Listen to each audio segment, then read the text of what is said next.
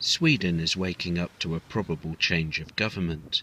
The centre-left opposition, led by the Social Democrats, claimed victory late on Sunday night, putting an end to 8 years of centre-right rule under Prime Minister Fredrik Reinfeldt, who's resigned. But here at the Social Democrat election party, there's a feeling that winning might be the easy part. Sweden is set to have a hung parliament, and Stefan Löfven, the likely next Prime Minister of Sweden, will have a tough task forming a viable coalition.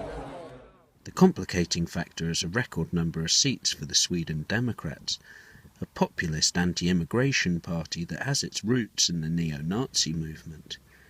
Mr. Löfven and his potential partners to the left, the Greens and the ex-communists of the Left Party, won't have a majority in Parliament, as the Sweden Democrats became the third largest party, with 13%.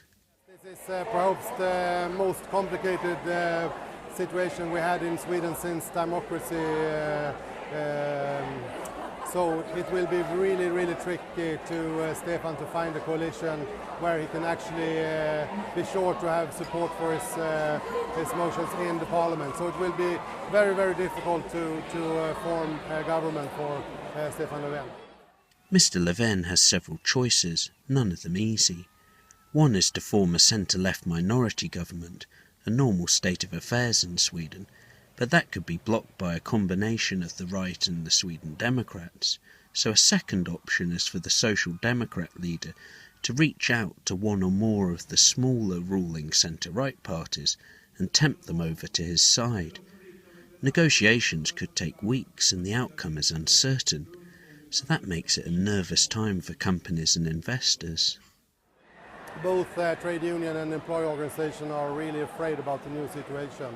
Sweden must be ruled, even though we have an unclear situation in the parliament. The Swedish krona fell slightly in Asian trade on Monday morning, but the effect is more psychological. Sweden gained a reputation as an oasis of stability after the financial crisis, but now investors need to worry about hitherto unheard of concepts such as political risk and parliamentary chaos. The result is no ringing endorsement of the Social Democrats.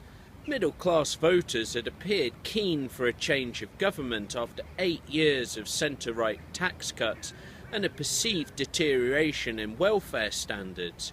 But their lack of enthusiasm for the centre-left means that Stefan Löfven wakes up this morning with a headache on how to form a government. Richard Milne, Financial Times, Stockholm.